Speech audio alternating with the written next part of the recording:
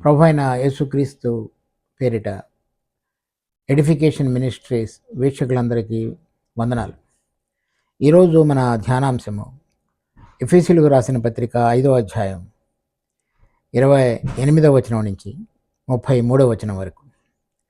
అటువలనే పురుషులు కూడా తమ సొంత శరీరములను వలనే తమ భార్యలను ప్రేమింప బద్ధులై ఉన్నారు. తన భార్యను ప్రేమించువాడు తన్ను ప్రేమించుకొనుచున్నాడు. తన శరీరమును ద్వేషించిన వాడెవడనూ లేడు, కానీ ప్రతివాడును దానిని పోషించి సంరక్షించుకొనను. మనము క్రీస్తు శరీరమునకు అవయవములమై ఉన్నాము కనుక అలాగే క్రీస్తు కూడా సంఘమును పోషించి సంరక్షించుచున్నాడు. ఈ హేతువు చేత పురుషుడు తన తండ్రిని తల్లిని విడిచి తన భార్యను హత్తుకొనను, వారిద్దరును ఏక శరీరమగుదురు. ఈ మర్మము గొప్పది. అయితే నేను క్రీస్తును గూర్చియు సంఘమును గూర్చియు చెప్పుచున్నాను. మెట్టుకు మీలో ప్రతి పురుషుడును తనను వలె తన భార్యను ప్రేమింపవలెను. భార్య అయితే తన భర్త యందు భయము కలిగి ఉండినట్లు చూచుకొనవలెను. మన ప్రభువు ఈ వాక్యమును మన కొరకై ఆశీర్వదించునుగా. సో ఇక్కడ ఈ 5వ అధ్యాయంలో, ఎఫెసీ పత్రిక 5వ అధ్యాయంలో మనము ఆత్మచేత నడిపించబడినప్పుడు అనేకమైన బాధ్యతలు కలిగినటువంటి పరిస్థితుల్లో ఏ విధంగా ప్రవర్తించాలనేటువంటిది పౌలు సంఘమునకు హెచ్చరిస్తున్నాడు. ఇక్కడ 22వ వచనం నుంచి కుటుంబంలో ఉన్నటువంటి భార్య భర్తలు వారిద్దరి సంబంధం ఒకరితో ఒకరు ప్రభు అయిన యేసుక్రీస్తునందు ఏ విధంగా మెలగాలనేటువంటిది చెప్పబడింది. 22వ వచనం నుంచి 27వ వచనం వరకు చెప్పబడినటువంటిది 24వ వచనం వరకు ఏ విధంగా భార్య భర్తకు లోబడి ఉండాలనే విషయాన్ని చెప్పబడిన తర్వాత 25 నుంచి 27 వరకు పురుషుడు ఏ విధంగా తన భార్యను ప్రేమించాలనే విషయాన్ని చెప్పబడింది. దానిలో క్రీస్తు ఏ విధంగా సంఘమును ప్రేమించి తను తాను అప్పగించుకుని ఉన్నాడో ఆ విధంగానే పురుషుడు కూడా తన భార్యను ప్రేమించాలనే విషయాన్ని చెప్పబడింది. దాని కొనసాగింపుగా 28వ వచనం నుంచి కూడా 32వ వచనం వరకు ఈ విషయాలన్నీ కూడా చెప్పబడ్డాయి. ఇక్కడ మనం చూస్తున్నటువంటి కొన్ని అంశాల్లో 28వ వచనం, అటువలనే పురుషులు కూడా తమ సొంత శరీరములను వలె తమ భార్యలను ప్రేమింప బద్ధులై ఉన్నారు. కనుక ఏ విధంగా పురుషుడు లేక భర్త తన సొంత శరీరాన్ని ప్రేమించుతాడో లేకపోతే పోషించి కాపాడుతాడో అదేవిధంగా తన భార్యను కూడా అదే విధంగా చూడాలనేటువంటిది హెచ్చరిక. తర్వాత తన భార్యను ప్రేమించువాడు తను ప్రేమించుకుంటున్నాడు. కనుక భార్యను కనుక ప్రేమించడం అంటే తనను తాను ప్రేమించుకున్నట అనే అర్థం. తర్వాత తన శరీరమును ద్వేషించిన వాడు ఎవడనూ లేడు, కానీ ప్రతివాడు దానిని పోషించి సంరక్షించుకున్నాడు. కనుక తన సొంత శరీరాలను ఎవరు కూడా ద్వేషించి దానిని కష్టపెట్టరు. వారి యొక్క ఆ శరీర సంబంధమైన మరి అస్వస్థత, బలహీనత వాటన్నిటిలో కూడా సరైన విధంగా జాగ్రత్త తీసుకొని ఆ శరీరము సరైన విధంగా పని చేయగలగటానికి, ఆరోగ్యకరంగా ఉండగలగటానికి, చురుకుగా ఉండగలగటానికి తగినటువంటి జాగ్రత్తలు ఏ విధంగా తీసుకుంటారో అదేవిధంగా తన భార్య విషయం అలా తీసుకునే విధంగానే తన భార్య విషయంలో కూడా అలాంటి విధంగానే ప్రవర్తించాలనేటువంటిది హెచ్చరిక. మనము క్రీస్తు శరీరమును అవయవములమై ఉన్నాము. అలాగే క్రీస్తు కూడా సంఘమును పోషించి సంరక్షించున్నాడు. ఇదే విధంగా మనము క్రీస్తు యొక్క శరీరంలో అవయవములలో ఎదుగుదల రాగలగటానికి క్రీస్తు శిరస్సుగా ఉండి మనందరినీ పోషించి రక్షించేవాడుగా ఉన్నాడు.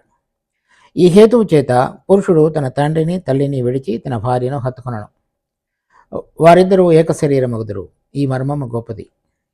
కనుక ఈ పోషించేటువంటి క్రమంలో ఈ హేతువు చేత ఈ సంరక్షించి వారిని ఎదుగుదలలోనికి తీసుకొచ్చేటువంటి క్రమంలో పురుషుడు తన తండ్రిని తల్లిని విడిచి, అంటే ఎవరి ద్వారా అయితే ఈ లోకంలో జన్మించున్నాడో లేక పాతదైతే ఉన్నదో దానిని విడిచిపెట్టి ఇప్పుడు కొత్త బాధ్యతాయుతమైనటువంటి పరిధిలోనికి అతడు ప్రవేశిస్తున్నాడు.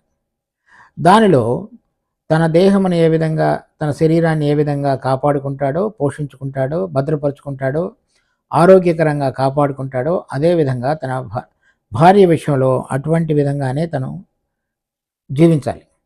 తర్వాత తన భార్యను ఎవరిని విడిచిపెడతాడంటే తండ్రిని, తల్లిని విడిచిపెడతాడు. ఎవరిని హత్తుకుంటాడంటే తన భార్యను హత్తుకుంటాడు. ఆ హత్తుకునేటప్పుడు వారిద్దరూ ఏక శరీరమగుదురు. అయితే ఈ మర్మము గొప్పది. నేను క్రీస్తుని గూర్చియు, సంఘమును గూర్చియు చెప్పుచున్నాను అని చెప్తున్నాడు. ఇక్కడ మనం చూసినటువంటి కొన్ని విషయాలు మనకి ఎంతో ఆశీర్వాదకారణంగా ఉండగలవు. మనం సరైన విధంగా వాటిని గనక అన్వయించుకొని జీవించినట్లయితే. మొట్టమొదటిగా ఇక్కడ క్రీస్తు సంఘమును పోషించి సంరక్షించుచున్నాడు అనే విషయాన్ని మనం అర్థం చేసుకోవాలి. మనందరం కూడా పైన చెప్పబడినట్లుగా క్రీస్తు శరీరమునకు అవయవములు. ఆ విధంగా అవయవములుగా చేయబడిన మనం ఆయన చేత పోషించి సంరక్షించబడుతున్నాం. అంటే ఇక్కడ మనం ఎఫెసీ పత్రిక 4వ అధ్యాయంలో చూడండి, 15వ వచనం. ప్రేమ కలిగి సత్యము చెప్పుచు క్రీస్తు వలె ఉండుటకు మనము అన్ని విషయములలో ఎదుగుదము. ఆయన శిరస్సయ్యున్నాడు.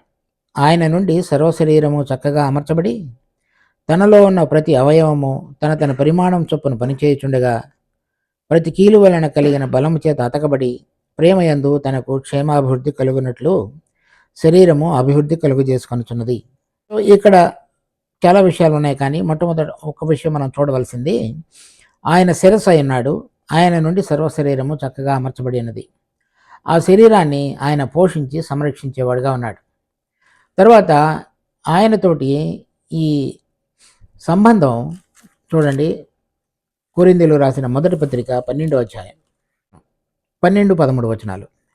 ఎలాగూ శరీరమై ఏకమైనను అనేకమైన అవయవములు కలిగి ఉన్నదో, ఎలాగో శరీరం యొక్క అవయవములన్నీ అనేకములైనను ఒక శరీరమైనవో అలాగే క్రీస్తు ఉన్నాడు. ఎలాగనగా యూదులమైనను గ్రీసు దేశస్థులమైనను దాసులమైనను స్వతంత్రులమైనను మనమందరము ఒక్క శరీరములోనికి ఒక్క ఆత్మ అందే బాప్తిజము పొందితిమి, మనందరము ఒక్క ఆత్మను పానము చేసిన వారమైతిమి. కనుక ఈ ఆత్మలో బాప్తిజము పొందినప్పుడు ఆ ఆత్మ ఒక అవయవముగా క్రీస్తు యొక్క శరీరములో మనలను అమర్చేవాడుగా ఉన్నాడు. ఆ శిరస్సుగా ఉన్నటువంటి క్రీస్తు శరీరంలోనికి ఒక అవయవముగా చేయబడిన మనలను పోషించి సంరక్షించి మిగిలిన అవయవాలతో కలిపి ఆయన యొక్క మరి సంపూర్ణతకు సమానమైనటువంటి సంపూర్ణతలోనికి రాగలగటకు, ఆయన మహిమా స్వరూపంలోనికి మనము మార్చబడగలుగుటకు ఆయన మనను సంరక్షించి పోషించేవాడుగా ఉన్నాడు. ఈ ఆత్మ చేత అతకబడి ఆత్మలో మనకు కలిగినటువంటి సంబంధాన్ని బట్టి ఆయన మనలను కాపాడి భద్రపరచడం మాత్రమే కాకుండా తర్వాత ఈ లోక సంబంధమైన వాటి నుంచి మనకు విడుదల కలుగు చేసి ఆయన మన అంతరంగంలో ప్రభువుగా ప్రతిష్ఠించి ఆయన ద్వారా ప్రతి ఆలోచన, ప్రతి కోరిక, ప్రతి గురి కలిగి జీవించగలగటానికి మనలను ఎటువంటి విధంగా ఆయనలో ఎదుగుట ద్వారా చక్కగా పోషించబడి నడిపించబడతామో అది ప్రతిరోజు మన పక్షంగా జరిగిస్తూ ఆయన నడిపించేవాడుగా ఉన్నాడు. ఇది పరిశుద్ధాత్మ ద్వారా మరి శిరస్సుగా ఉన్నటువంటి ప్రభు అయిన యేసుక్రీస్తుకు అవయములుగా చేయబడిన మనకు ఉన్న సంబంధంలో ఈ విధంగా మనలో మన బలహీనతలన్నిటిలో ఆయన సహించుతూ తరువాత శిలువ యొక్క కార్యము ద్వారా వాటన్నిటి నుంచి విడుదల కలుగు చేసేటువంటి ప్రక్రియను చేస్తూ తర్వాత ఆయన గుణముల యొక్క పోలికలోనికి ఏ విధంగా మార్చబడాలో ఆ విధంగా మారుస్తూ మనలను నడిపించేవాడుగా ఉన్నాడు. దీనిని సంరక్షించుట అంటే మన బలహీనతలలో పడిపోకుండా ఉండుట, పోషించుట అంటే మనము ఆయన యొక్క మహిమా సారూప్యంలోనికి రాగలగటానికి ఎటువంటి పోషణ అవసరమో అది అనుగ్రహించుట, ఆ రెండింటినీ జరిగించేవాడుగా ఉన్నాడు. అది ఆత్మలో మనం అతకబడుట ద్వారా ఈ ఆత్మ అటువంటి ప్రక్రియను మనలో కొనసాగించేవాడుగా ఉన్నాడు. ఇక్కడ మనం చదివినటువంటి ఎఫెసీ పత్రిక 5వ అధ్యాయంలో తర్వాత ఇంకొక చోట కూడా చూడవచ్చు. రోమపత్రిక 12వ అధ్యాయం 5వ వచనం. ఒక్క శరీరంలో మనకు అనేక అవయవములు ఉండినను ఈ అవయవములన్నిటికీ ఒక్కటే పని ఎలాగుండదో అలాగే అనేకులమైన మనము క్రీస్తులో ఒక శరీరముగా ఉండి ఒకరికొకరు ప్రత్యేకముగా అవయవలమై ఉన్నాము. ఇది క్రీస్తులో ఆయన యొక్క శరీరంలో అనే సంఘం అనేటువంటి దానిలో మనము ఒక భాగముగా ఉండి ఆయన శిరసత్వం కింద పనిచేస్తూ ఆయన అనుగ్రహించేటువంటి సంరక్షణ, పోషణ ఆ రెండింటిలో ఎదగగలిగేటువంటి వారంగా చేయబడుతున్నాం. ఆయన మనలను ప్రేమించి మన కొరకై తాను అప్పగించుకుని ఉన్నాడు కనుక ఈ పాపక్షమాపణ కలుగుట మాత్రమే కాకుండా మనలో ఉన్నటువంటి పాప స్వభావం మీద జయం పొందగలగటానికి అవసరమైనటువంటి కార్యము. అంత మాత్రమే కాకుండా మనం పరలోక సంబంధమైన స్థలాలలో ఆయనతో పాటుగా మహిమలో ఉండుటకు అవసరమైనటువంటి నూతనమైనటువంటి సారూప్యములో ఎదగగలుగుటకు పోషించుట, ఆ రెండింటినీ ఆయన మనలో శిరస్సుగా ఉండి కొనసాగించేటువంటి వాడుగా ఉన్నాడు. సో అదే కార్యాన్ని పురుషుడు భార్య విషయంలో కూడా జరిగించాలనేటువంటిది ఇవ్వబడినటువంటి హెచ్చరిక. సో ఈ విధంగా అయినటువంటి ఈ కార్యంలో అది పురుషుడి మీద ఇటువంటి బాధ్యతను దేవుడు ఉంచున్నాడు. ఎందుచేతనంటే ఏ విధంగా అయితే క్రీస్తు సంఘాన్ని ప్రేమించి తన కొరకు సంఘం కొరకు తను తాను అప్పగించుకుని ఉన్నాడో, ఎందుచేతనంటే ఆయన మనలను ప్రేమించేవాడుగా ఉన్నాడు కనుక. తర్వాత ఈ పురుషుడు స్త్రీ విషయంలో ఎందుకు ఆ విధంగా పురుషుడు చేయాలంటే ఆ పురుషుడిలో నుంచి తీయబడినది కాబట్టి ఆవిడ స్త్రీ, వారిద్దరూ కూడా ఏక శరీరం కనుక మొదటిలో వారిద్దరిని కలుగు చేసినప్పుడు చూడండి, ఆదికాండం 5వ అధ్యాయం 1వ వచనం. ఆదాము వంశావళి గ్రంథం ఇదే. దేవుడు ఆదామును సృజించిన దినమున దేవుని పోలికగా అతన్ని చేసిన మగవానిగాను ఆడుదానిగాను వారిని సృజించి వారు సృజించబడిన దినమున వారిని ఆశీర్వదించి వారికి నరులని పేరు పెట్టెను. అది వారు సృజించబడినటువంటి దినమున వారిని ఆశీర్వదించి వారికి నరులని పేరు పెట్టెను. అది ఇంగ్లీష్లో అయితే వాళ్ళిద్దరిని కలిపి ఒకరిగా సృష్టించి అనేటువంటి అర్థం ఇచ్చే విధంగా రాయబడింది. దానికి మనం ఇక్కడ చూడవచ్చు 2వ అధ్యాయంలో 21వ వచనం. అప్పుడు దేవుడైన యెహోవా ఆదామునకు గాఢ నిద్ర కలుగజేసి అతడు నిద్రించినప్పుడు అతని ప్రక్కటెముకలలో ఒక దానిని తీసి ఆ చోటును మాంసంతో పూడ్చివేసింది. తరువాత దేవుడైన యెహోవా తాను ఆదాము నుండి తీసిన ప్రక్కటెముకను స్త్రీనిగా నిర్మించి ఆమెను ఆదాము వద్దకు తీసుకుని వచ్చెను. అప్పుడు ఆదాము, నా ఎముకలలో ఒక ఎముక, నా మాంసములో మాంసము, ఇది నరునిలో నుండి తీయబడిన కనుక నారి అనబడును. కాబట్టి పురుషుడు తన తండ్రిని తన తల్లిని విడిచి తన భార్యను హత్తుకొనును, వారు ఏక శరీరమైందురు. ఈ కారణం చేత ఇదే వాక్య భాగాన్ని ఇప్పుడు మనం చదివినటువంటి ఎఫెసీ పత్రిక 5వ అధ్యాయంలో కూడా వ్రాయబడింది. కనుక స్త్రీ లేక భార్య భర్తలో నుంచి తీయబడి ఒక స్త్రీగా నిర్మించబడిన తరువాత ఆదామునద్దకు దేవుడు తీసుకుని వచ్చున్నాడు కనుక అతడు నా ఎముకలలో ఎముక, నా మాంసములో మాంసము కనుక వారిద్దరూ ఏక శరీరమైందురు అని చెప్పబడింది. కానీ వారిద్దరి యొక్క కలయికలో ఆదాములో హవ్వ ఇమిడి ఉన్నది, మొదట హవ్వను సృష్టించక మునుపు. కనుక అతడు ఆ హవ్వ లేక స్త్రీ తనలో నుంచి తీయబడింది కనుక ఇది నా ఎముకలలో ఎముక, నా శరీరంలో శరీరము అని ఆదాము చెప్తున్నాడు. అదే సూత్రం ఇప్పుడు పురుషులైనటువంటి భర్తలైన వారందరికీ కూడా వర్తించేదిగా ఉన్నది. భార్య అనగా తనలో నుంచి తీయబడినటువంటి శరీరము అనేటువంటి విషయాన్ని, తన శరీరము తన మాంసం అనేటువంటి విషయాన్ని గుర్తెరగాలనేది హెచ్చరిక. ఆ హెచ్చరికలో మనము అందుచేతనే ప్రతివాడు తన యొక్క శరీరాన్ని పోషించి సంరక్షించుకొనను అంటే హవ్వ ఆదాములో నుంచి తీయబడినది కనుక ఆ హవ్వను పోషించి సంరక్షించుట అంటే తన శరీరాన్ని పోషించుట. వారిని గనక నిర్లక్ష్యం చేయటం అంటే తన సొంత శరీరాన్ని పోషణ విషయంలో నిర్లక్ష్యం చేయటం అనేటువంటిది అర్థం. వారిద్దరూ ఏక శరీరం అనేటువంటిది మర్మం గొప్పది. ఎందుకంటే అతనులో నుంచి తీయబడినది కనుక, నరులలో నుంచి తీయబడినది కనుక నారి, ఆ తీయబడుట అనేటువంటిది ఆ నరులలో నుంచి తీయబడింది కనుక తను ఆ విషయాన్ని తనలో భాగమైనదనే విషయాన్ని తను గుర్తెరగాలనేటువంటిది మనం పౌలు చేత హెచ్చరించబడుతున్నాం. ఆ నరులలో నుంచి తీయబడింది కనుక, భర్తలో నుంచి తీయబడింది కనుక భార్య కనుక మనము వారిని సంరక్షించి పోషించవలసినటువంటి బాధ్యత ఉన్నది. చూడండి 29వ వచనం. తన శరీరమును ద్వేషించిన వాడు ఎవడనూ లేడు, కానీ ప్రతివాడును దానిని పోషించి సంరక్షించుకొనును. మనము క్రీస్తు శరీరమునకు అవయవములమై ఉన్నాము కనుక అలాగే క్రీస్తు కూడా సంఘమును పోషించి సంరక్షించుచున్నాడు. ఈ పోషించి సంరక్షించుకొనుట అనేటువంటి విషయాన్ని మనం అర్థం చేసుకోవాలి. అంటే మన ఎదుగుదలకు పోషణ అవసరం, సంరక్షించుకున్నట్టు అనేటువంటిది భద్రత. ఆ 2 విషయాలు మరి మనం అర్థం చేసుకున్నప్పుడు ఈ పురుషుడు తన భార్యను ప్రేమించుట అనేటువంటి విషయాన్ని మనం అర్థం చేసుకోగలుగుతాం. చూడండి, 1 పేతురు 3వ అధ్యాయం 7వ వచనం.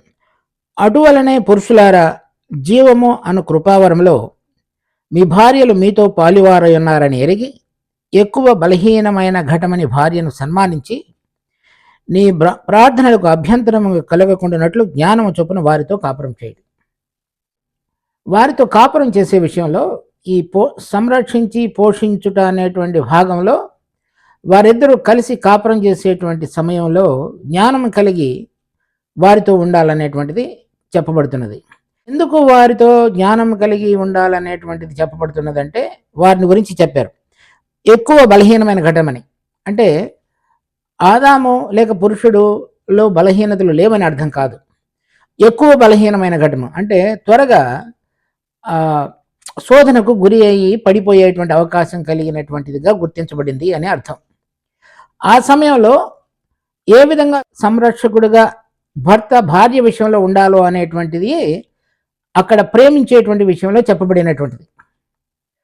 ఏ విధంగా అయితే క్రీస్తు మనలో ఉన్నటువంటి బలహీనతలలో మనం శోధనలో పడిపోకుండా మరి మనల్ని గురించి ప్రార్థించేవాడుగా, భద్రపరిచేవాడుగా, తన శక్తిని మనలో వినియోగించి ఆ బలహీనతల్లో నుంచి బయటికి రాగలగటానికి కారకుడుగా ఉంటూ పనిచేసేవాడుగా ఉన్నాడో, ఆ విధంగా భర్త తన భార్య విషయంలో ఎటువంటి విధమైనటువంటి బలహీనత ఉన్నదో గుర్తెరిగి దానిలో పడిపోకుండా ఉండటానికి తన పాలు భర్తగా బాధ్యత కలిగిన వాడిగా నిర్వర్తించటం అనేటువంటిది భార్యను ప్రేమించే విషయంలో చెప్పబడినటువంటి అంశం. అది వారి యొక్క క్షేమాన్ని కోరుతూ చేసేటువంటి పని. అది వారిలో ఎక్కువ బలహీనమైన ఘటన అంటే శోధనకు త్వరగా గురి అవుతారనేటువంటిది అర్థం. ఈ విషయాన్ని ఇంకొక చోట ఈ విధంగా చెప్పబడింది. అది తిమోతికి రాసిన 1 పత్రిక 2వ అధ్యాయం 13 నుంచి 15 వరకు. మొదట ఆదామును తర్వాత హవ్వయను నిర్మింపబడేది కారా? మరియు ఆదాము మోసపరచబడలేదు లేదు కానీ స్త్రీ మోసపరచబడి అపరాధంలో పడిన. ఇక్కడ ఇద్దరు నిర్మించబడిన క్రమాన్ని చెప్పాడు. అంటే పురుషుడు, స్త్రీ. మొదట ఆదాము, తర్వాత స్త్రీ హవ్వ నిర్మించబడ్డారు. రెండవ క్రమం ఏంటంటే ఆదాము మోసపరచబడలేదు కానీ స్త్రీ మోసపరచబడి అపరాధంలో పడింది. కనుక ఈ అపరాధంలో పడినటువంటిది ఎందుకు పడింది అంటే తనలో ఎక్కువ బలహీనమైనదిగా ఉండటం చేత. తర్వాత ఆయనను వారు స్వస్థబుద్ధి కలిగి అనేది చెప్తున్నాడు. ఏ విధంగా తను రక్షించబడుతుందనే విషయాన్ని చెప్పాడు. ఈ మోసపరచబడటానికి ఎక్కువ బలహీనత కలిగినటువంటిదిగా ఉన్నదనే దానికి మనము ఇంకొక చోట చూద్దాం. ఆదికాండం 3వ అధ్యాయం 6వ వచనం. స్త్రీ ఆ వృక్షము ఆహారమునకు మంచిదియు కన్నులకు అందమైనదియు వివేకమిచ్చు రమ్యమైనదియో ఏమిట చూచినప్పుడు ఆమె దాని ఫలములలో కొన్ని తీసుకుని తిని తనతో పాటు తన భర్తకును ఇచ్చెను, అతడు కూడా తినను.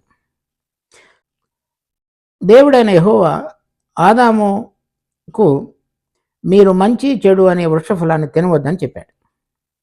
కానీ స్త్రీ ఆ వృక్షాన్ని చూచినప్పుడు ఆ స్త్రీ ఆ వృక్షము ఆహారమునకు మంచిది, కన్నులకు అందమైనది, వివేకమిచ్చు రమ్యమైనది ఉండట చూచినప్పుడు. ఇది తను ఆలోచన సరళను గురించి చెప్తున్నది. అప్పటి వరకు ఆమె ఆ వృక్ష ఫలాన్ని తినలేదు. మంచి చెడు అనేటువంటి జ్ఞాన వృక్షాన్నిలో నుంచి ఆమె తినలేదు. ఇంకా సృష్టించబడినటువంటి నిర్మాణంలో ఉన్నటువంటి విషయంలోనే ఇక్కడ మనం చూస్తున్నాం. ఆమె అది కన్నులకు అందమైనదిగా ఉన్నట్లుగా చూసింది, వివేకమిచ్చుటకు రమ్యమైనదిగా ఉన్నది. అంటే తన యొక్క మనసులో, మైండ్లో తన యొక్క జ్ఞానం చొప్పున ఆలోచించగలిగినప్పుడు అది చక్కగా అనిపించింది. తర్వాత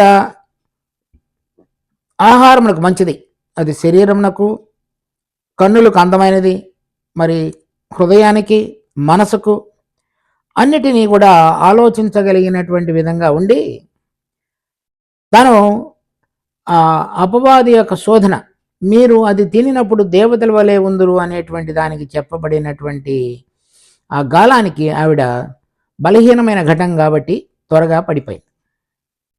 ఆవిడ ఆ విధంగా శరీరము, తన హృదయాన్ని, తన మనసును ఏ విధంగా వాటన్నిటినీ కూడా ఉపయోగించి ఒక నిర్ణయాన్ని తీసుకుని తన చిత్తం చొప్పున ఆ ఫలాన్ని తినదో మనం చూస్తున్నాం. ఆ విధంగా జరిగించే విషయంలో తను ఈ విధంగా చేయటానికి కారణం తను బలహీనమైన ఘటమని మనకు అర్థమవుతుంది. అందుచేతనే తిమోతికి రాసిన పత్రికలో పౌలు చెప్తున్నాడు, తను ఏ విధంగా మరి శోధించబడినప్పుడు అపరాధంలో పడిందో దాన్ని బట్టి పేతురు ఆ స్త్రీ ఎక్కువ బలహీనమైన ఘటమని చెప్తున్నాడు. ఇలా శోధించబడినప్పుడు మన కన్నులు, మనకు హృదయంలో కలిగే కోరిక, చూసేటువంటి కన్నులు, హృదయంలో కలిగే కోరిక, మనసులో కలిగేటువంటి ఆలోచన, ఇవన్నిటినీ ఆధారంగా చేసుకుని ఒక వ్యక్తి నిర్ణయం తీసుకుంటాడు. ఆ నిర్ణయం తీసుకునే క్రమంలో స్త్రీలో ఎక్కువ బలహీనతగా ఉన్నట్లుగా మనం వాక్యంలో చదువుతున్నాం.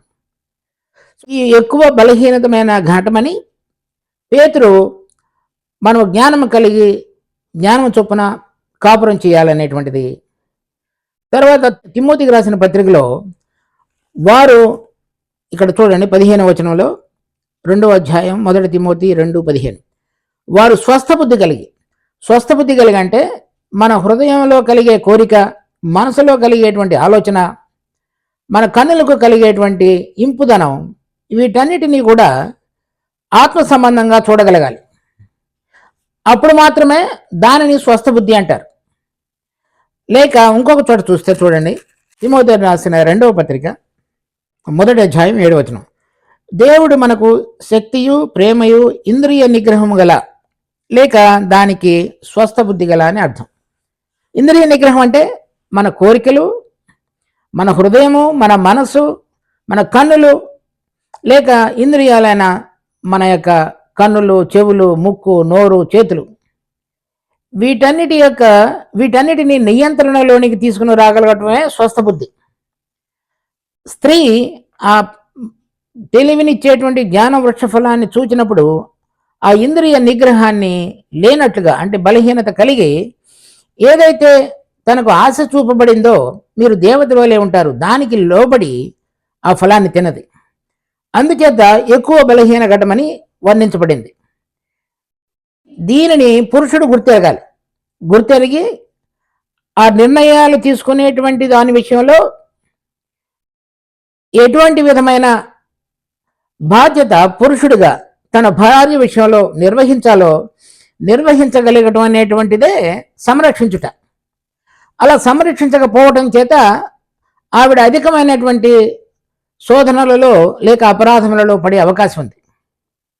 ఎందుకు ఆ విధంగా ఆవిడను రక్షించాలి అంటే మనం చదివినటువంటి 1 పేతురు 3వ అధ్యాయంలో చూడండి 7వ వచనంలో, అటువలే పురుషులారా జీవము అనే కృపావరములో, అంటే వీరిద్దరూ కలిసి నిత్య జీవంలో మరి ఆత్మ చేత మార్చబడి దేవుని పోలికలోనికి వస్తూ మహిమా శరీరాన్ని ధరించుకొని ఆ దేవుని యొక్క జీవం ద్వారా నడిపించబడేటువంటి ఆ 1000 సంవత్సరాల ప్రక్రియలో ఇద్దరు కూడా పాలిభాగస్తులు కనుక ఇద్దరు కలిసి ప్రయాణిస్తున్నారు.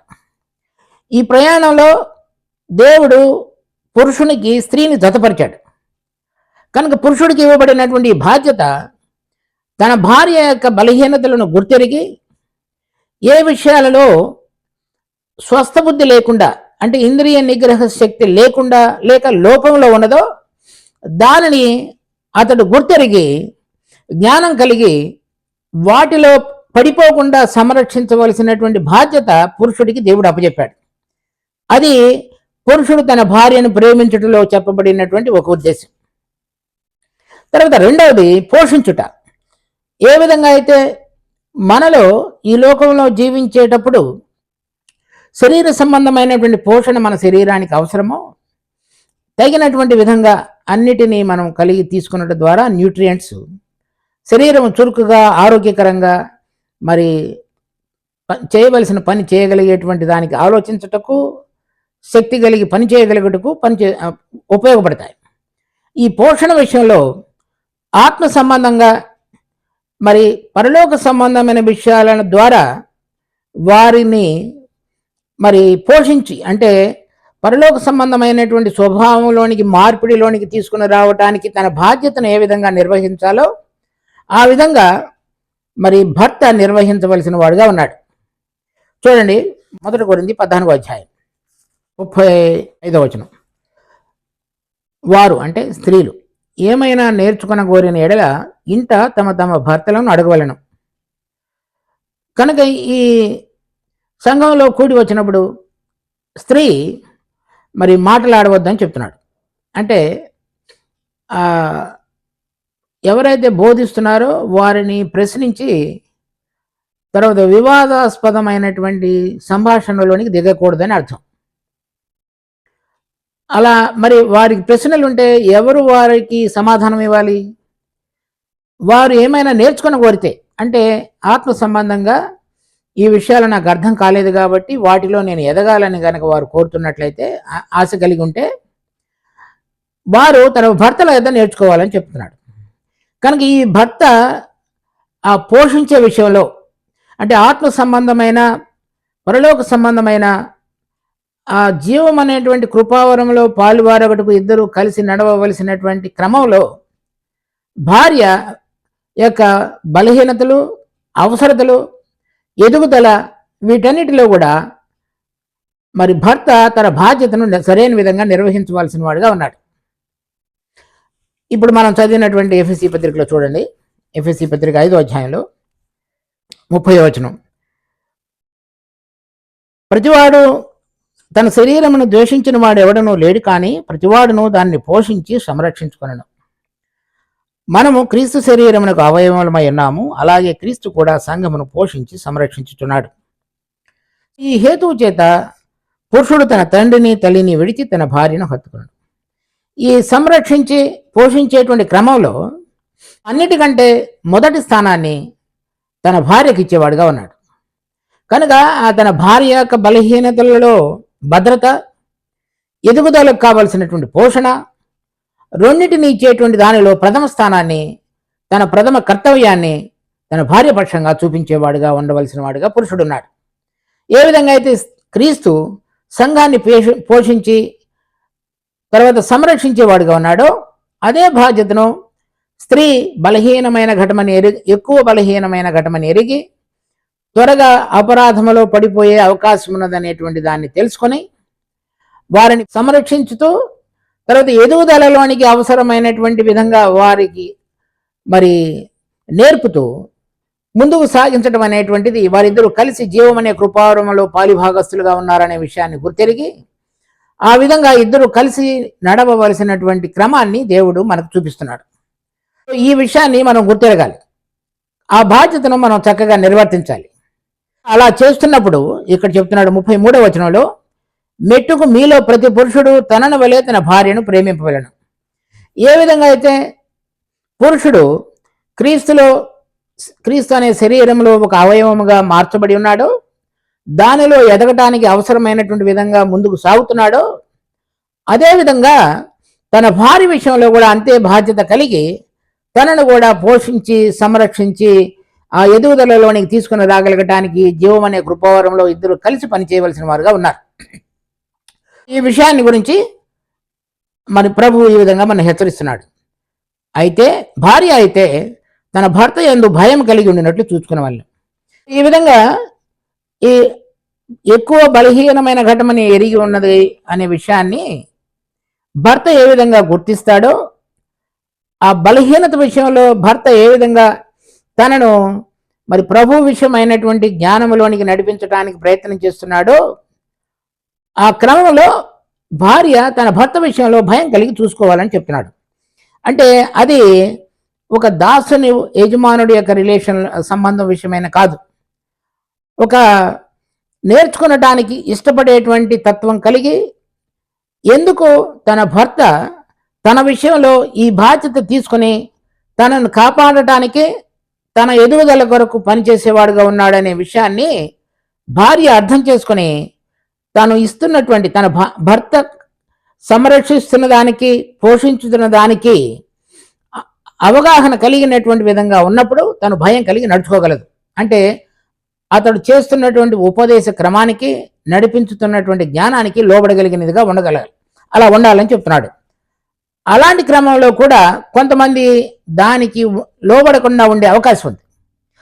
అలాంటప్పుడు ఆ జీవం అనే కృపావరంలో చివరి వరకు సాగి ఈ మహిమ కలిగినటువంటి దేహంలోనికి మార్చబడి నిత్య జీవంలో నివసిస్తూ దేవుని సన్నిధిలో ఉండగలిగేటువంటి అవకాశాన్ని వారు కోల్పోయే అవకాశం ఉంది. కనుక ఈ హెచ్చరిక, ఈ భయం కలిగి నడుచుకున్నటువంటి అది ఒక యజమానుడికి లోబడుతూ జీవించుతున్న జీవితం కాదు. కానీ ఏదైతే ఆ సంరక్షణ పోషణ విషయంలో భర్త తన విషయంలో ప్రేమ కలిగి ఈ బాధ్యతను నిర్వర్తించేవాడిగా ఉన్నాడో దానిలో తనకు ఇష్టపూర్వకంగా హృదయపూర్వకంగా దాని యొక్క అవగాహనలో కలిగి భర్తకు మరి లోబడి ఉండాలనేటువంటిది సారాంశం. అలా జీవించగలిగినప్పుడు వారిద్దరి జీవితాలు కూడా చక్కగా ఆశీర్వదించబడినవిగా ఉండి దేవునికి మహిమ తీసుకుని రాగలుగుతూ ఇద్దరు ఆ జీవం అనేటువంటి కృపావరంలో పాలివారు కాగలిగి మరి ప్రభు వచ్చినప్పుడు ఇద్దరు కూడా మహిమా శరీరములు ధరించుకుని ఆయన ఎదుట నిలవబడగలగటానికి పనికి రాగలిగిన వారుగా ఆశీర్వదించబడతారు. ఆ క్రమాన్ని దేవుడు ఇక్కడ ఉంచబడిన ఈ శరీర జీవిత సమయంలో అది మనకు అనుగ్రహించబడినటువంటి గొప్ప ధన్యత. దానిలో మనం నిలిచి ఉండి అర్థవంతంగా మన బాధ్యతలు నిర్వర్తిస్తూ చక్కగా ముందుకు సాగగలగటానికి దేవుడు మన అందరికీ కృప చూపించును గాక. ప్రార్థించుకుందాం.